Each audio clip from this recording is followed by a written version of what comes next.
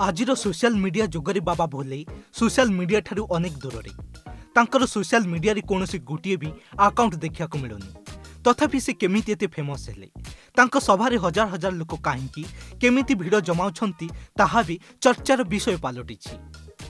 बाबांको पाखरे रहिछि कि अदृश्य शक्ति बाबांको पदराज पई जीवन को बाजी लगाउछंती लोके जानिबा एही ऑफलाइन भोले बाबा किए से वर्तमान काहींकी एते विवाद रे अछंती तांको पाखे कोन शक्ति रहिछि।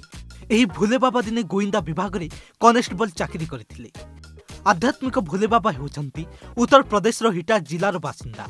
आज को प्राय 26 वर्ष पूर्व गोइंदा विभाग रो चाकरी छाड़ी से प्रवचन देवा आरंभ करथिले। से विवाहित तांको पत्नी को लोक माने माता बोली डाकंती। उत्तर प्रदेश समेत उत्तराखंड राजस्थान और दिल्ली रे तांकर लक्षाधिक अनुगामी अछंती। से अन्य आध्यात्मिक गुरुंक भली नुहे बाबा सामाजिक गणमाध्यम निजको दूरे रखंती। एथिपई तांको ऑफलाइन बाबा कहा जाउछि। प्रत्येक मंगलवार अलीगढ़ सहर में तांकर प्रवचन कार्यक्रम आयोजित होता है। तेबे बाबांक सभारे जेतिकी लोक हेउछंती हुए तो राजनेता मान लक्षाधिक टंका खर्च कले भी तांको सभारे एते लोक आसी न पारंती। तेबे भोले बाबांक सभारे भक्त मानक पई स्वच्छासेवी माने खाद्य पानीयर व्यवस्था मध्य करिथांती।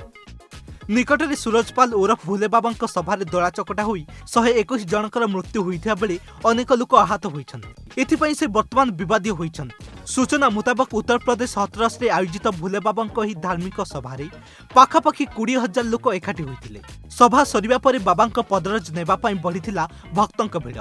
बाबा जो बाली उपरे चली थांती भक्त माने ताहाको उठाइबार अभ्यास विकसित कर जायथिला। किछि समय भितर ही दृश्य देखिया मिलिथिला।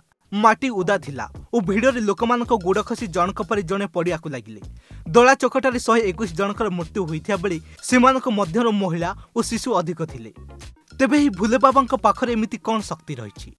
तेबे ही भोले बाबांक पाखरे एमिति कोन शक्ति रहिछि जेउथि पई तांको दरबार एते संख्यक लोक होउछंती ताहा एक प्रश्न होई रहिछि।